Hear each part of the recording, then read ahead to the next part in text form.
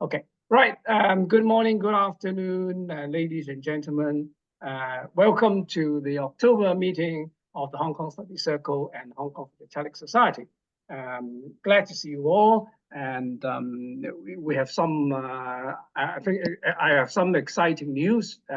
Finally, that we have found an editor who is willing to just do the October journal as maybe as a trial, and I hope that he will turn up with a journal very soon for distribution.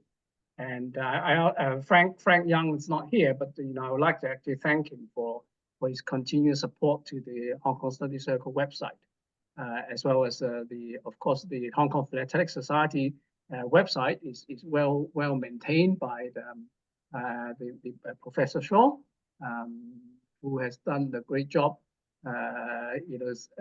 Anyway, so without further ado, I think I'm going to start the presentation tonight. But of course, if you have something you want to share, you're most welcome to do it after my short presentation. Right. Okay. So you can see actually 3 items. Can you see my screen? Yep. Yeah, you can see my screen. Okay, fine. Well, and then the middle item I'm going to talk about later, but I'm just going to talk about the left and right covers. The left one actually, I didn't know at first. I didn't know why it actually fetched a huge price on the internet. But if you have a close look at it, it's actually a Sam Shui Po Hong Kong cover. So, but obviously, and then I'm sure that most of you who collect branch office would have recognized that even if you can't read Chinese, this is actually from Peter Scheck. So it's a philatelic cover, but I suppose it's only he has had the ability, actually had the the power actually to ask the postal clerk to use this this hand stamp with the Hong Kong error. Now, on the right one is a bit of a surprise because it just looks like a so Common Garden sort of slogan, meter mark. But apparently, this is one of the rarest of the meter mark of Hong Kong. The road crossing, and because it was only used for a very short period of time. So anyway, it fetched a phenomenal amount on the internet. I'm sure that there are plenty of it around. Anyway, welcome Neil. Hello. Hi there. Hi there. Yeah, good. Right, I'm just starting to talk about the couple covers on the front page on the. All right. Yeah. There's nothing. I haven't actually gone into what you really want to know. I'm sure there will be things that you're very interested in what I'm talking about. Anyway, okay, fine. I'll better start the presentation right now. Right. Okay, now this is 2 items actually from a member from UK, Adrian Waynforth. The left one is a QV 5-cent stamp with a 2-cent overprint. Okay, looks a bit crude, but I don't know whether actually this is more like a show, tell, and ask. He wishes to ask whether you guys have actually seen something similar like that before. Yeah, I mean, is it some prank or some unofficial overprint or and the main point is the overprint actually over or under the Shanghai CDS? That's the main point. But I suppose it's very difficult to see from the scan. We might have to ask him actually to look under a magnifying glass to find out whether this is over or under. If he's under the CDS, then well, I mean, it could have been some strange story like no 2-cent available or something like that. I don't know. Have you seen? Probably you haven't seen it before. Nor have I. But that's one thing he wants to ask. Check your collection, so you got some. The right one is quite interesting. can I just comment on the 2 cents? Yeah. It does look very John Bull. It's obviously a hand stamp. It's not because it's struck at an angle, so it's not a properly printed one. Yeah. I think it's just a nonsense personally, but they are. Yeah, they are. Yeah. So I assume that you have never seen anything like that, right? Right. No. Okay. I think it's maybe just a prank. All right. On the right hand side, it's underprint. This one's not overprint. It's underprint now of Errington and Martin on the back of a Hong Kong 2-cent green. I don't know whether you know who Errington and Martin is. I'm sure that the British would have known, and Neil would know who Errington Martin is, right? Yeah, they were stamp dealers, and these are produced, or they put their hands in back of cheap stamps as a name of an advertising thing. So they were just given away free. Right. Good.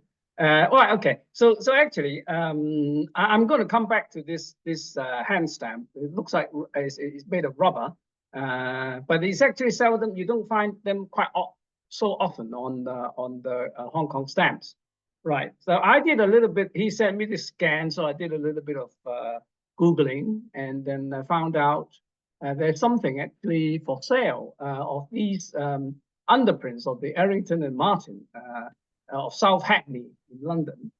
This is actually Expansus Kittle, whom you probably know, a very well-known character who collects a bit of Cinderella and things like that, unusual things. But this is actually different examples of all the Errington and Martin chops on the back of stamps and covers and things like that. Yeah. All right. Okay, let me see. Somebody's pinging me all the time. Okay, right. Anyway, so this is actually a kind of exhibit of some sort. Okay. Now here's an example actually from the internet with the rubber chop of it says Errington Martin stamp importer South Hackney. It's like kind of advertising chop on this East India postal station. And here's the advertisement of the Errington Martin. I found in the Royal Philatelic Society one of the publication. So you can see it's described as wholesale and retail stamp importers, and based in South Hackney. And so what is interesting is this description of the I forgot who actually selling this page or this collection, but he actually described right on the top. They say they stamp their advertisements on the back of a wide range of stamps that they could not sell, so I don't know whether maybe they couldn't sell the Hong Kong 2-cent green. I don't know. But here's a blow up. You can actually see on various Spanish revenue on the Guatemala and the one US 1 cent stamp. But interestingly, if you note that they have actually the South Hackney London in the middle, whereas Adrian's example has got nothing. Maybe it was a bad strike, or maybe they moved or something, or they gouged out the information in the middle of the chop. Maybe it's the same chop, maybe a different chop. I don't know. So it looks fairly similar, I think, to this one, I dare to say. Yeah. So they could have gouged it out, or maybe it was applied with uneven pressure, and the lettering did not come out well. Anyway, okay. The next item, again, this is China Expedition on the QV 4 cent with the 2 pen lines. So what do you think of this? Not in the great condition. The stamp is a little bit. Yeah, I'd say it's questionable at best. Yes, right. Okay. So somebody actually asked on Facebook, I think. Yeah. So why you have I think it's Harmon. I think he asked me why you have the two black lines, you know, and then why the China expedition? You know, the stamp was issued, you know, it's a few years after the forces have left China. So maybe it's the same situation as the 2 cents. It's like a private, you know, like prank something. Anyhow, Yeah. so I leave you to see whether there are other examples around. But I think the two black lines could well be genuine. I mean, you know, it was just like a type print, right? You know, you put a letter and with a stamp on the mailbox, and then you put 2 lines across it to pre-cancel it, to avoid pilferage of the stamp. So that's some interesting. Yeah. Anyway, okay, right. And now another third thing is actually on post offices free, this chop. This is quite rare. In fact, I looked up this Hong Kong Study Circle website. Now, actually, you can actually search through all the old journals and newsletters. And actually, this is the chop on post office free, business free. Okay, it's like free franc. Okay, for OHMS correspondence to Commonwealth countries. So this is actually part of a cover. It was reported in journal, Hong Kong Study Circle Journal 290 by Mr. Buchanan. I don't know whether you have heard of Buchanan or not, but you know that this was 290. It's a long time ago. He reported the CDS on OHMS cover to London. So this is just the part with the CDS. Actually, if you look, that it's actually to Pemberton Wilson. So it's quite interesting. And the originals, the CDS, actually, the CDS has actually, you can actually find a strike in the GPO book. And it was sent out on the 9th of June, 1876 from London. And you can see that the CDS has an outer rim and the word, a small letter free, right in the middle. Okay, right, good, so far so good. So this is quite early, I mean, in 1880, right? So the next one, now this is, I'm sure Sam is not here, but you know, this is the one that Sam and Bill Scarwin actually, they was a tied Web Cup winner. So this is actually the cover with this thing, but very unusually, this is actually used in Shanghai. So Proud actually, I mean, this is the only date that Proud recorded in his book, the 1841 to 1997. So Proud actually, after looking at this cover, concluded that the hand stamp was sent by the Hong Kong GPO to Shanghai for their use. And then you can actually see, but that by 1906, it's already very worn. I mean, you can see the outer rim particularly, and the lettering as well is fairly worn. Anyway, here's the references. I mean, you want to look up the old news, the journal, you can find it. Sam actually at a later journal, at journal 344, he actually submitted a color copy of his cover. I don't know whether he still has it or not, but as far as we know, this is the only one used in Shanghai. Maybe the Hong Kong one, there probably may be a few, not that many, but so this is the only one used in Shanghai. Right. Okay. Now we come to the business. So this actually is a piece of paper with another on post office business free hand stamp together with the Shanghai GPO, Shanghai British Post Office date stamp on a piece of paper, and it's actually signed the controller.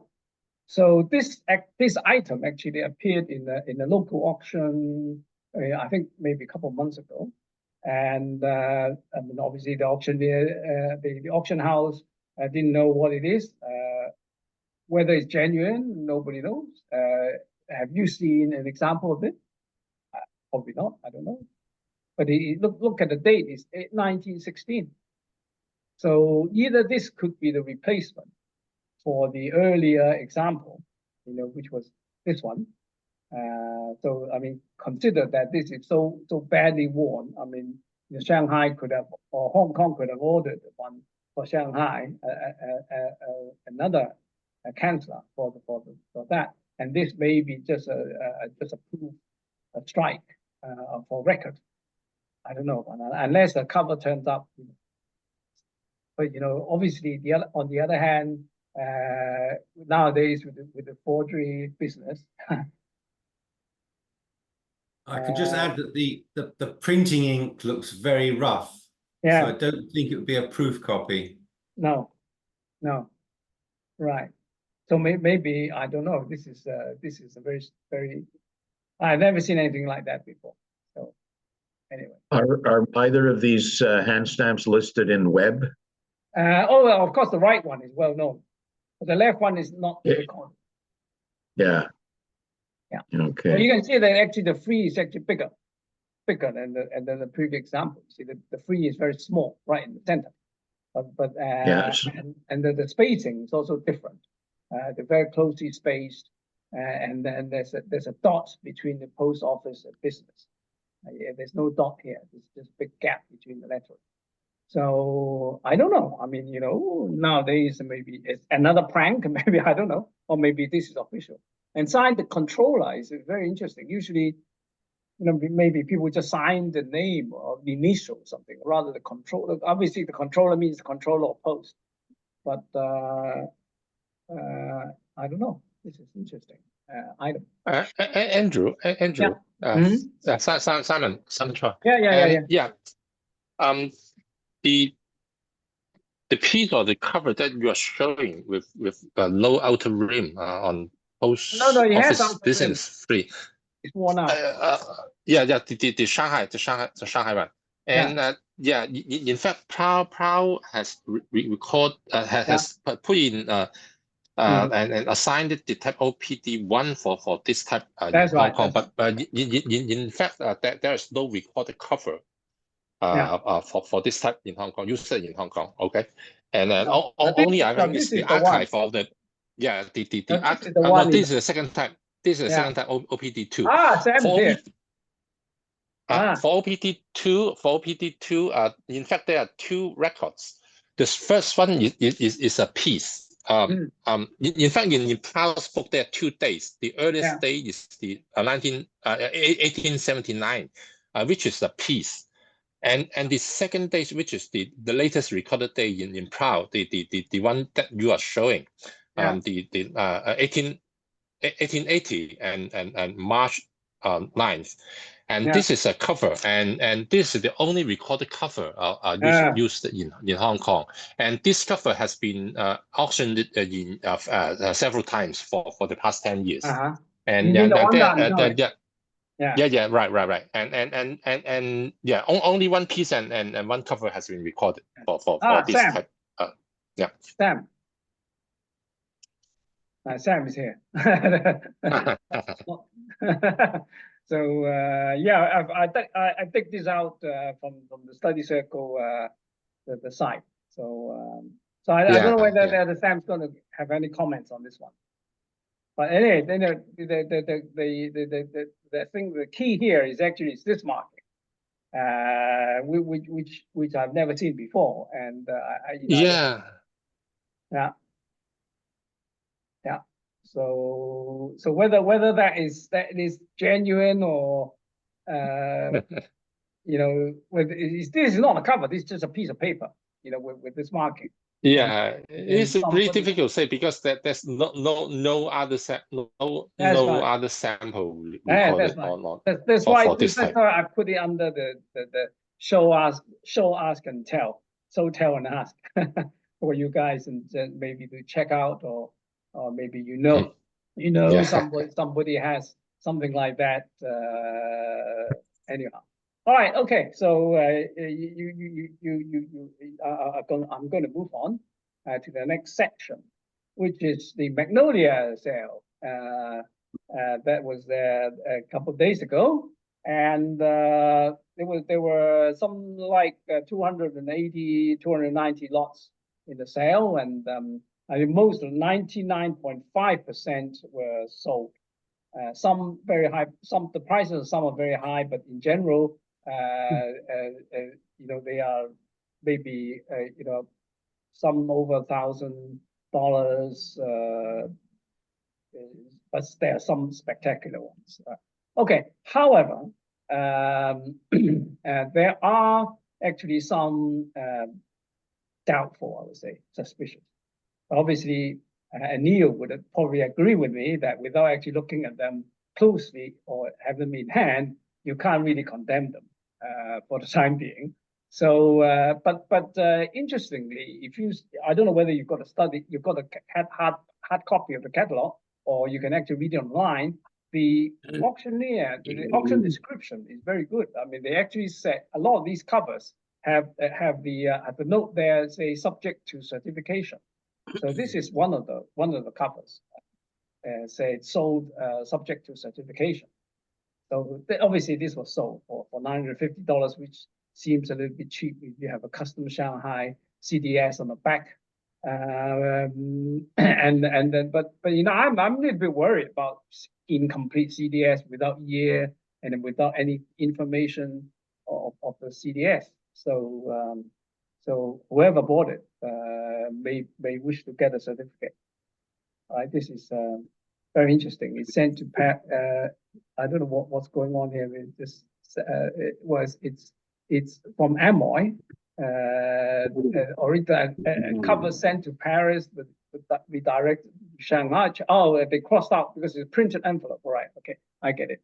Yeah, and it was sent to Shanghai, but very strange. No address, nothing. and then there's a custom Shanghai CDS on the back. So what's the rate? It's a six cents and 2 cents. Oh, okay, fair enough. But you know, without the year, without the date, a little bit worried about. Anyway, maybe that very suspicious at best. So you may have a chance to look at them. Yes. Right. If they decide to send it to BPA, you might have a chance to look at the real McCoy. All right.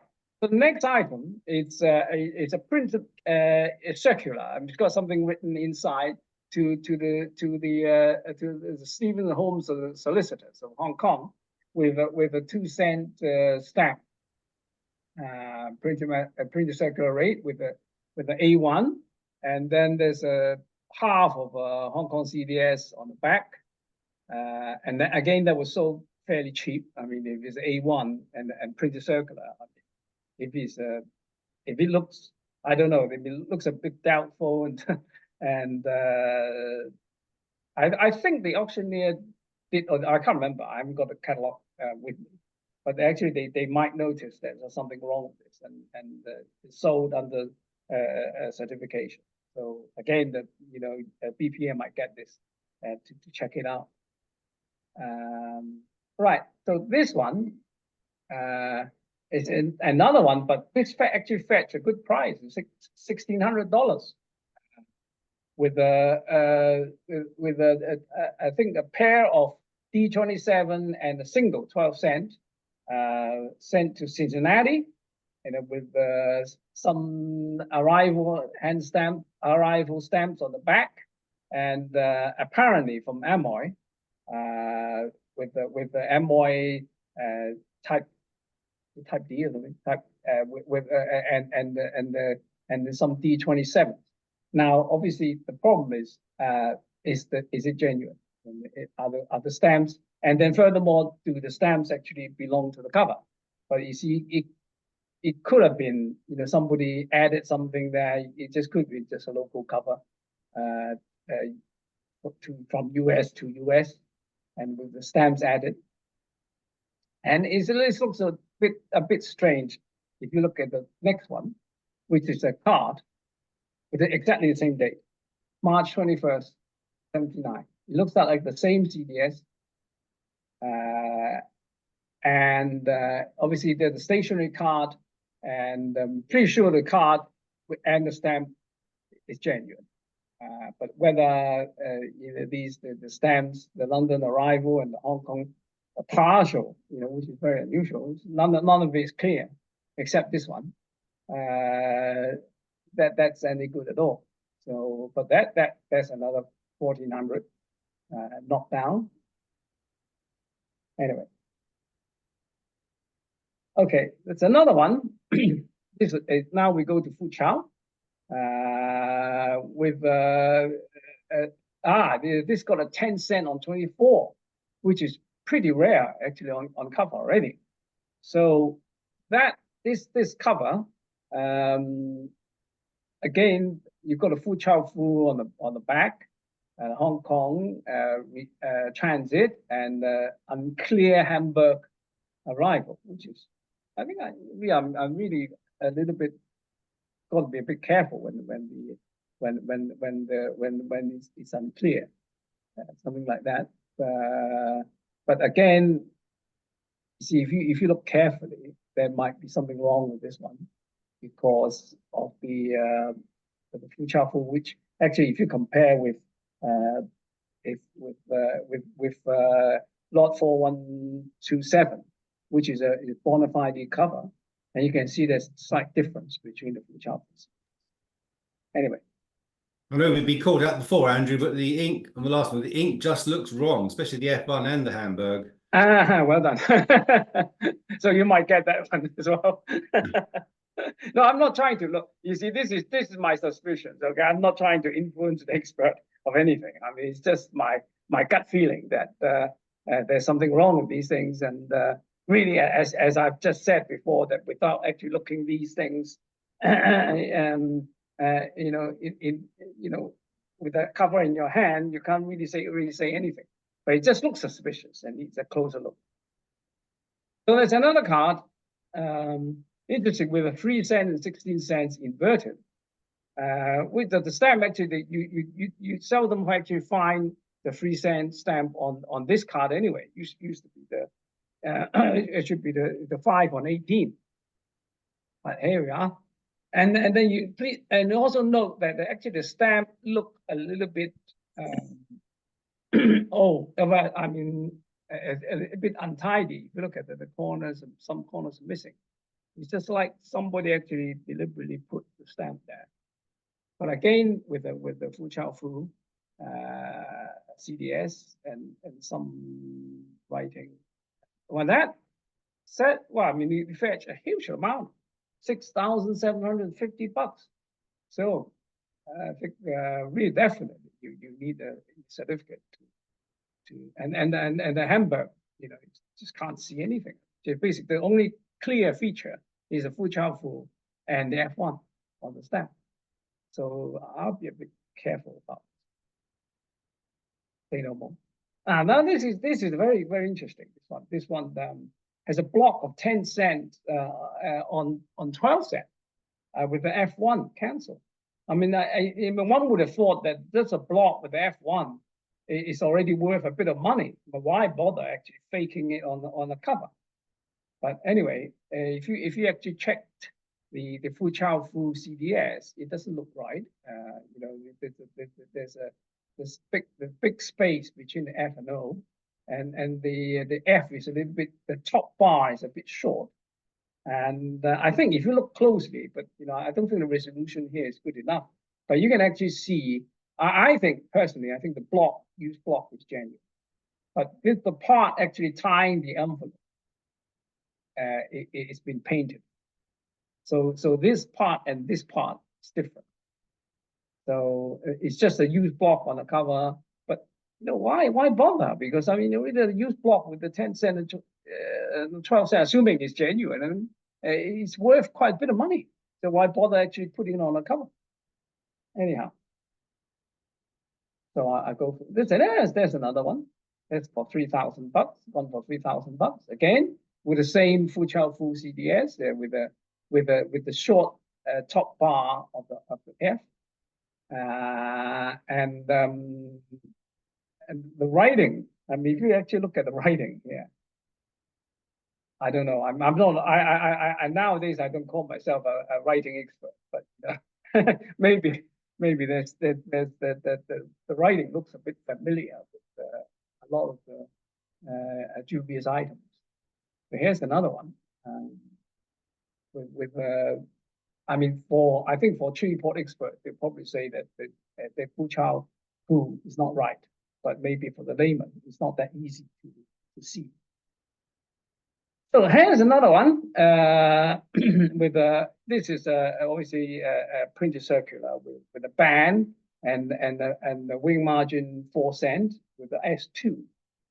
Now, interesting that the S2, as you know, there are two there's the two types. There's a thin type and there's the normal type. But this one actually has a flat bottom to the S, and it's also in blue. Very unusual, because if you the Magnolia collection has so many covers for all from different years that you can actually compare all the different. There are some genuine ones, and for example, there's this one dubious, suspicious one. But if you look at all the different covers in 1879, 78, 79, and 1980, all of them were stamped in black, and this one is said to be in 1879 printed circular is in blue. So that is a little bit suspicious. So again, maybe for the experts' advice. Okay, right, there you go. This is the famous one we discussed before last month, the Kiung Chow oval. Now, the thing is, I didn't actually show the blow-up and the back stamp last time. I've only shown the front. But again, the Seagull is pretty good with the scans and things, and you can actually have a big scans of something like 2 to 3 meg size. So it actually, you can see it quite clearly. If you blow it up, and you can actually see there's something wrong with the oval. But more strikingly, you can actually see the two stamps are quite different. You look at the 30 cents, it looks like very fresh, whereas the 2 cent is a little bit dull. So, you know, whether actually those two stamps actually belong is also a bit doubtful, because by 1886, I mean the 32 cents rate just do not exist. So there's very doubtful. And then, but if you look at the back, you know, I'd be more interested actually looking at other CDS.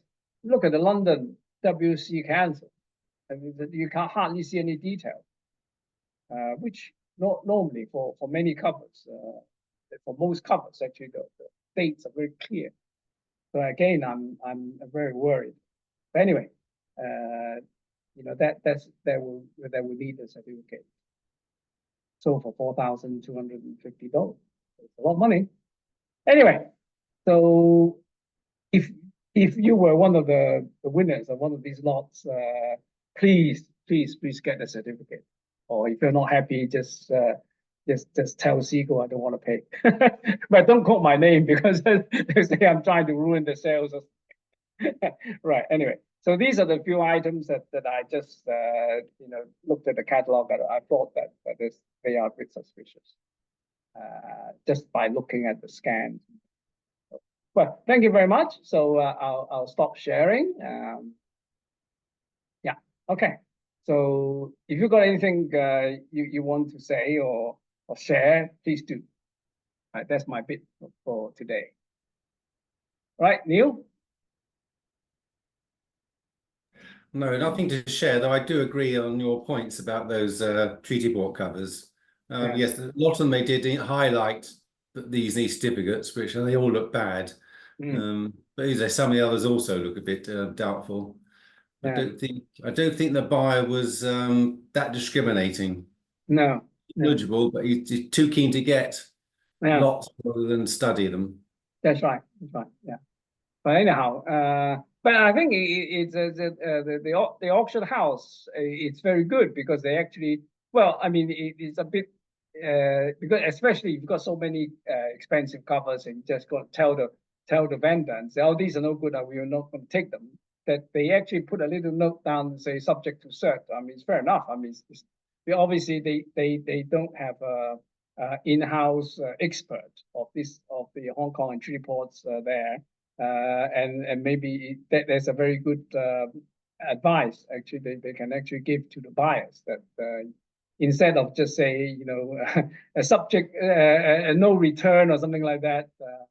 I think it's very unusual that you can see the lot description that says subject to cert.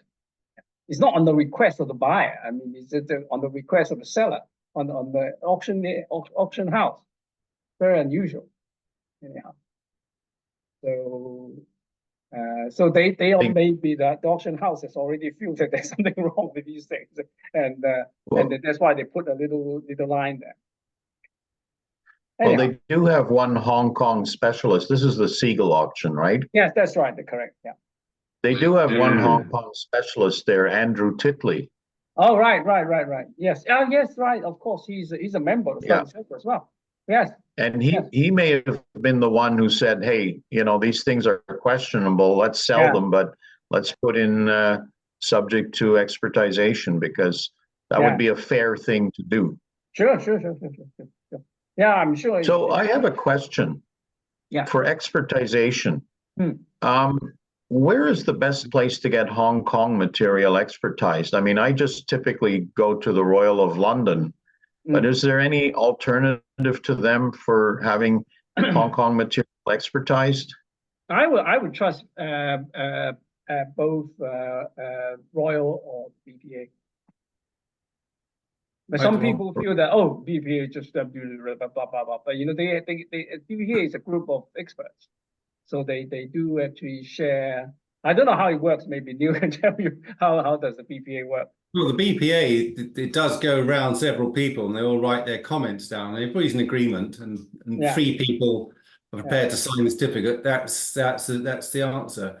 But sometimes it goes on and might get 7 or 8 people looking at it with their comments. So there's something a bit more contentious. It does go around a few more people. I think for the Royal, they if something that they are in doubt, they will consult some people. I don't know who they. I get asked a few times, not often, but obviously Hong Kong material, they not like China. I mean, they usually ask me about China, which really sometimes they should ask somebody else. About some of the difficult whether the stamp is genuine or whether the cover is genuine. I don't even know, so I just have to tell them, look, I don't collect that area. Could you ask somebody else? So the Royal used to have Patrick Pearson on the committee for a long time, and unfortunately he's passed now. So I don't know who would be a Hong Kong expert there, but it is an issue. Like, where do we go to get expertization where we can be confident? Well, I still think the BPA or the Royal, you've got I think these 2 are probably the best. Right. Yeah. There's nobody in Hong Kong or. Well, there is, but he's more China than Hong Kong. Mr. Poon. Oh, I see. He's more China. I mean, and actually his specialty is the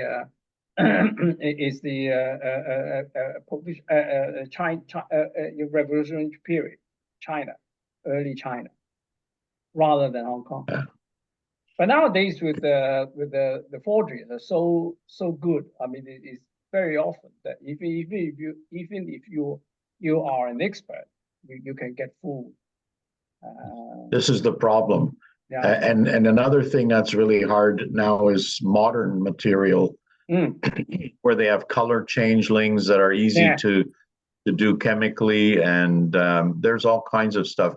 I mean, I'm part of the Green Foundation in Canada, and we do expertization of British North America material, and the older stuff, the Queen Victoria era and that era, it's reasonably well known. We have a reference collection, and everything is there. There's some challenging ones, but we're comfortable in that field. But the modern ones, oh my God, it's like first of all, there's so much bad stuff. 90% of what people submit on modern changelings or varieties are colors, fantasies. Yeah, and it's very hard to really find the methodology that these forgers are using, but there's a lot of creativity out there. And it's also the technology we have now, the printing technology and scanning and all that stuff. I mean, the modern US and Canadian stamps that are coming in by the billions from China with they're just counterfeit to cheat the post office. They are so good. They even have the tagging. They even have the tagging now. Yeah. And they sell them at a 40% discount, and all the little mom and pop stores that sell stamps, they get them. And people don't know. People don't know. It's a huge problem. I thought at the moment you said that the USPS found that printing in China is is cheaper than in USA. That's why they decided to outsource. Yeah. No. Yeah. I know what you're talking about. Yeah. I think same with the UK.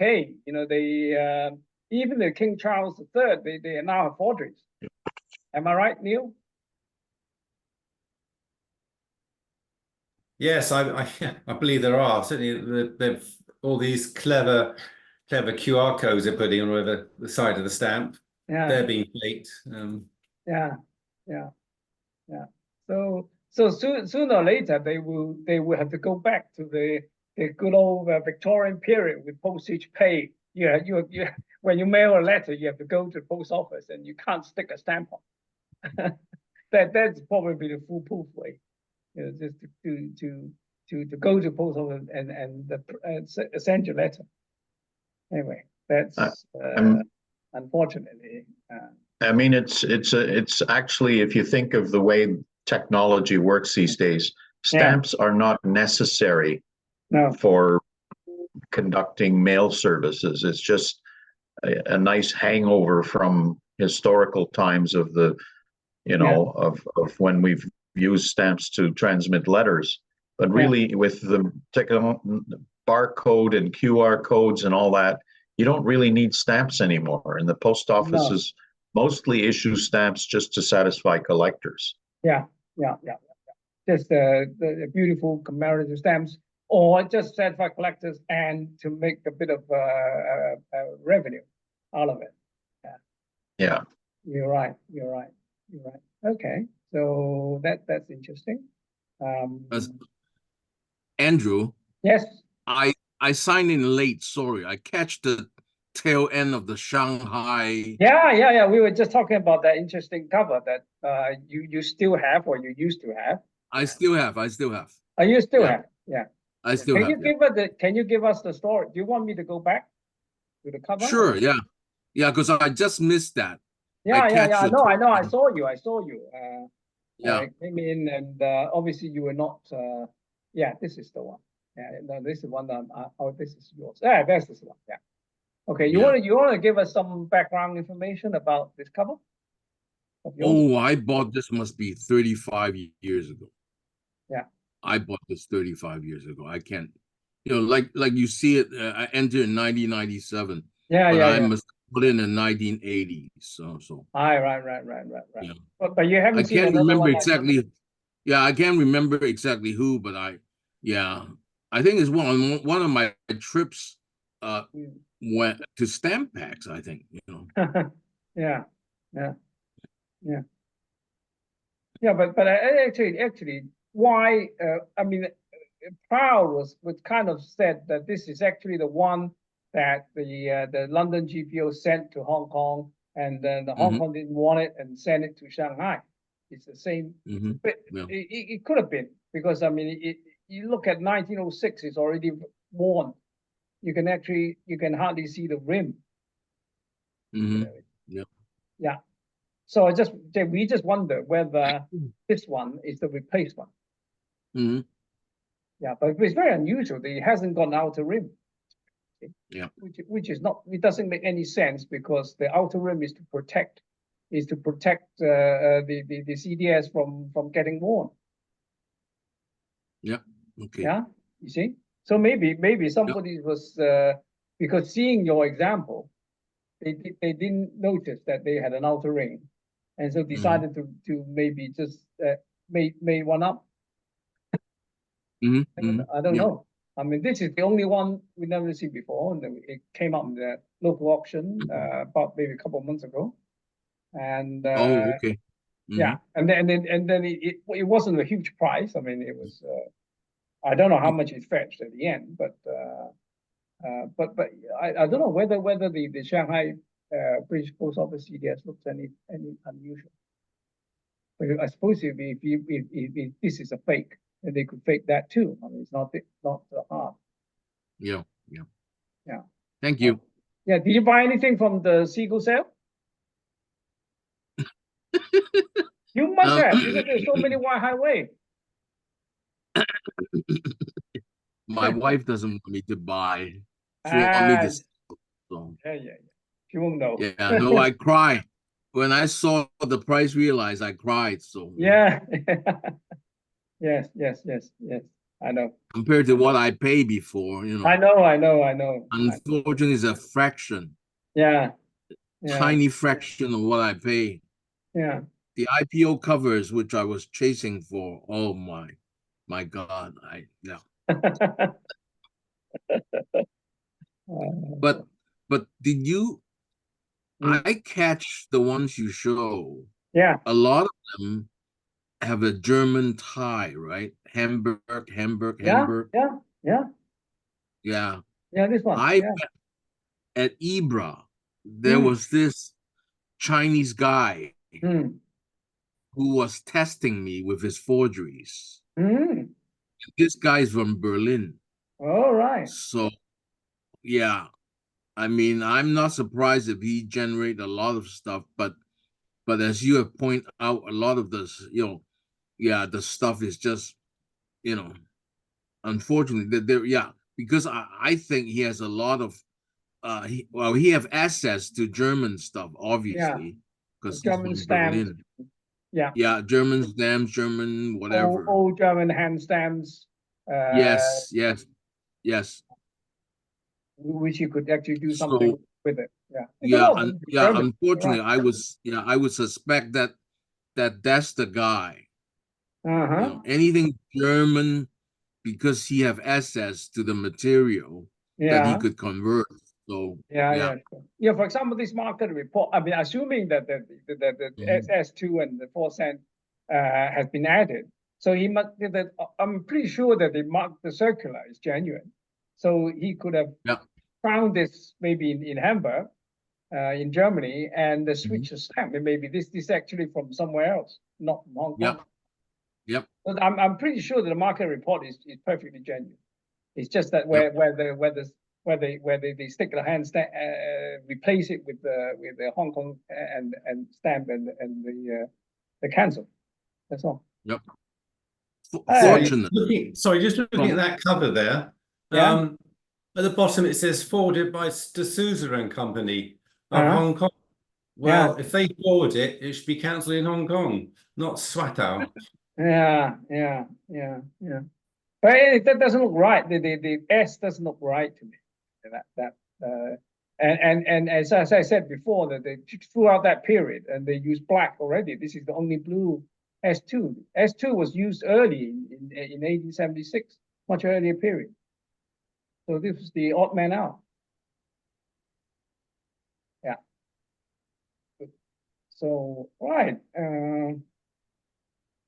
Let me just go back.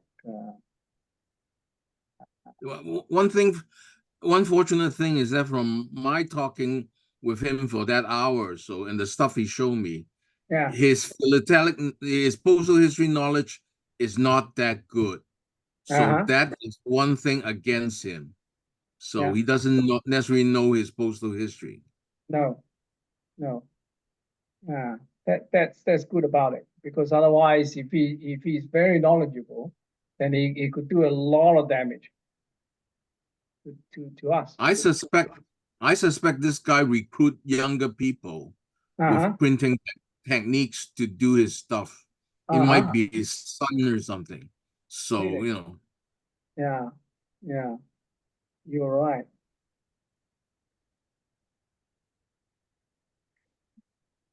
But unfortunately, you know, with Chasen, when he buy the stuff, he doesn't necessarily, you know, filter it for you know, forgeries and so on. So he bought a lot of stuff. He bought so many items. I mean, it's just such a time consuming he just cannot he could not possibly have the time to study everyone. I mean, you know, he didn't even collect. He just not only Hong Kong and China and everywhere, India, you know, other countries too. I mean, every day probably something came through the post or something, and you just put it away. Maybe you have some different boxes and sort them into different boxes and say, I'll look at them later. But you never had a chance, presumably. Yeah. So I don't know what you consider. Is he an investor or is he a collector or what?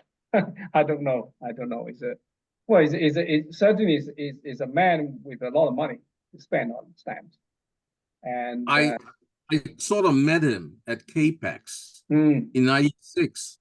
He was running around with a secretary next to him, and he would select the covers, and the person's secretary would then pay, you know, so. Wow. So we were wondering who that person is, because he goes around and he buys China.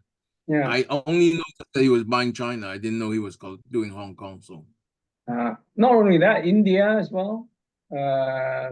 I think other areas, military mail, all sorts. You just basically, I think not even Asia they buy.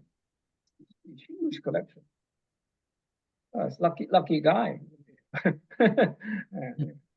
So okay, so so the next big sale is the next week.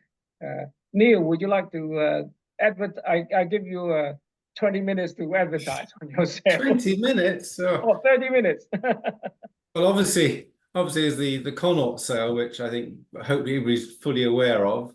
It's actually, I really enjoy doing it. There's some extraordinary things in that collection. I mean, they've been collecting for years and years and years. And so some things not expensive, but really unusual. And there's obviously some things are quite pricey, but if you haven't got the catalogue, do look through, because I think there's something for everybody in there. Of course, then there's the Hong Kong Postal Stationery, another challenging catalogue to try and do. One catalogue on registered envelopes. There's some nice things. Try to make it interesting as possible. But I hope you do find something in there, because they're not expensive. No. And finally, what's Andrew got? Yeah, yeah, that's right. Oh, the catalogue. And finally is the ordinary general sale, and that has got a nice Hong Kong Queen Elizabeth in there. So so John, you need to be looking at that. Although it's not on PC, you need to be looking at that. Yeah, there are some interesting items. Yeah. I think it's something for everyone. I think it's Yeah, I mean, the Queen, whether you're collecting stamps or stationery or postal history, there's a bit of everything, which makes it more interesting than the sale. well, the Queen Elizabeth came from a collector in the UK who just liked on mounting mint to try to get everything. So if you like the obscurities of plate number blocks and things, he would have had them. Yeah, it's quite well balanced. You've got some early so QV stuff with the specimens and things like that. Yeah, I didn't get those, so. Oh, it's not yours. All right. Not so mine. No, they came from Hong Kong. So. Oh, they came from Hong Kong. Right. So I suppose you'll be over to Hong Kong very soon. Yes, I'm traveling there. But the one thing I did notice in the Hong Kong, you talk about the QV, the 2 specimen blocks of 6. Yeah. I've always seen these before. I think they're so exciting. I mean, I don't know how they came out, but they shouldn't exist. Yeah, right. They're true. Yeah. They don't exist in blocks, do they? Well, they were usually split up into strips. strips of 3 should be, but some of them have got blocks of 6. Ah, okay. How about any other Commonwealth countries? Do you get blocks like that? Not officially, not issued to the UPU. Yeah, usually it's the strips, right? So the UPU did either strips of 5 or strips of 3. That's right. Yeah. So how do you think that come about? The block like that? Could be from the printers. Mm-hmm. I think the printers always had a lot of interesting stuff they kept back. Yeah. Yeah. Okay. So yeah, stay tuned, everybody. Don't know whether you're going to get any bargains or not, but we shall. Well, I hope not. No, you're no, there's always a bargain or two to be had. Yeah, I'm pretty sure. I mean, any sale, yes. Yeah. But yes, that's right. Okay, I'm interested in a few things. Like I must well say it, that it's the you've got one lot with 1938 strip with the material is a lot with the cancels with the one to the what is it? They are fake cancels for the yes. Yeah, that's very interesting. Well, it's supposed to be police evidence or something that. That's right. I'd be interested to find out more about the trial because obviously someone was faking. I think someone was faking first day covers and got caught. Yeah, the 1938. So there are a few more. Yeah, I'm going to take a look at it next week. So to your place to take a look at it. It's quite interesting. Can't find it for the catalog in front of me. Yeah. So yeah. Right. Okay. Anybody got anything to say before we adjourn? I do have one show and tell item. Oh, all right. Okay. Sorry. Yeah. Okay. Go ahead, please. Yeah. Bingo. All right. Let me share the screen. It's just a single cover. Can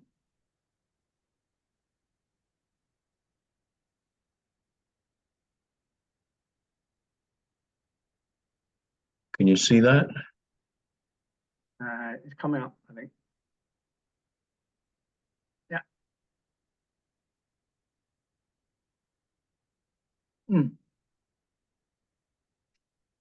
Yeah, so I acquired this recently from a German auction house, and I got it through what's it called? Philasearch. Philasearch. In Philasearch, you can find all these to Canadianize obscure auction houses. There's also the major ones that everybody knows, but there's a lot of them that you never hear about here in North America.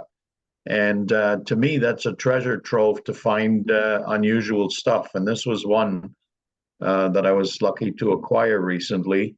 It's a 15-cent all-up cover going to Singapore, and it's chasing a sailor on a ship called the Jutlandia, a Swedish ship. And it missed catching him in Singapore. So they sent it onwards to Rotterdam. The ship's agents, handstamp here, Corneters shipping company in Rotterdam is where they sent it to. And in Rotterdam, it apparently missed this ship again. They applied a postage due label, but the cancel tying that postage due label says charge not collected in Dutch. So they obviously missed the ship and forwarded it on to Marseille in France. And there it got some other postage dues from France, 90 centimes worth. And it never caught the guy because in the end, it ended up back in Hong Kong sometime later. I list all the dates in the table here of when everything went, but the one I didn't list, which is on the back of the cover, is that eventually it ended up back in 1939 in December in Hong Kong. It doesn't have a returned letter office stamp, which is unusual, but sorry, wait a minute, I might be wrong there. I think that's a 39, but but anyways, it's a cover that has a nice story to it and a lot of interest. And the main thing is to have double postage due marking on a cover is nice. And even the 15-cent rate, I mean, I have a lot of all-up covers, but you know, I've never gotten one to Singapore. So that was another nice thing. Plus you have the branch post office of Yau Ma Tei. A lot of features on this cover. I don't doubt its genuineness. It's got so much stuff going on to it. It would take an artist to create this thing if they wanted to fake it. Plus it didn't have a very high price tag. So just a lucky find. Who wrote the blue tea? Is it Yau Ma Tei? The blue I'm tea guessing that was in Singapore. Oh, the blue tea. But well, it's a good question. No, but it's the rate, correct rate, right? So it shouldn't be Yau Ma Tei. It must be some other Yeah, it's either Singapore or Rotterdam. Yeah. I've seen those blue markings on straight settlements postage due mail. Yeah. So that's why I guess. And there's also a T 20 centimes here in the left side.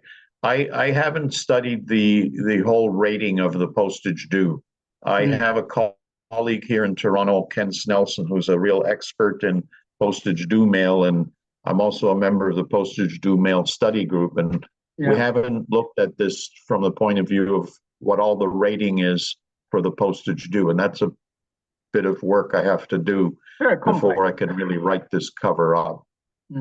Very complex, I tell you, Ingo. You know, I studied a little bit many years ago, but you know, the rate changed all the time. You know, from 20 went up to 25, went up to 30, and went up to 35, and then sometimes you get the concession for allowance for partial payment as well. So it's very complex. Not that. Yeah, it is. I think you need a group of people to work out. I think the postage due is the postage due study circle, isn't it? Yeah. It's a very good group of people. Not a lot of knowledge. Anyhow, they have regular Zoom meetings. Yeah, really? Okay. They have regular Zoom meetings, and they've never seen Hong Kong postage due mail. So I'm introducing them to all the different of, you know, incoming postage due with Hong Kong postage due labels and everything. And they get all excited to see something different because they've been around for quite a long time, and they know each other. And there's one South African guy, another guy who collects Switzerland. So when they see Hong Kong, it's a new thing, and it's I hope to learn and also share some of that, you know, knowledge. But it's a big learning curve. You're right. There's so many regulations constantly changing. Lots of exceptions. Yeah. Anyway, good. Anyways, it was fun. Yeah, this is a very nice cover. Especially, I love those covers with double postage dues. Yeah. And good markings on the back, so you can really trace the journey. Yeah, sure thing. Yeah. Right. Okay, thank you very much for sharing. Okay. Anybody got anything to say before we wrap up for today's meeting? No? Neil, so we won't see you at Stampex then. You're muted. I'm traveling on Monday, so I won't be at Stampex. Because Ingo and I are coming for the Royal Challenge. All right. Well, good luck. I'm judging. All right. What's that involved? By the way, can you tell us something about this Royal Challenge, RPSL? Well, the Vice President Simon Richards, over dinner at KPEX, mentioned that they're going to have a Royal Challenge where the 7 royals in the world are going to compete repeat, so 7 were supposed, well, 3 didn't come. So, so each of us has to take up 4 exhibits, excuse me, and 4 different classes. So 2 5 frames and 2 8 frames. And that's it. So. Okay, right. So it's just the next one is actually in New Zealand in March. Is it annual event? I don't know. I guess if it catch on, maybe the 7 Royal will run something like that, different year. But I don't know. I heard of it before, but I don't know whether it's a regular event or once every 3 years or what. Like the Olympics. The judging will be according to FIP regulations, right? Yes. Interesting. Sorry. Right. Yeah. FIP. Yeah. So the commissioner, the 4 commissioner are the 4 judges. Okay. Except that Chris Harmer had an operation, so he's not well enough to, and so Simon Richards will be on the jury. Yeah. And because of that, they make me jury chair. So. Right. Well, good luck, gentlemen. So I wish you get a trophy, right? When you win. Yeah. I guess there's one trophy, but the exhibitors will get each a trophy. Okay. So it's a medal, supposedly a glass piece or a crystal piece. It's like team challenge. This is team team match between the Royals. I don't know if there's a team cup or something that is kept at the Royal.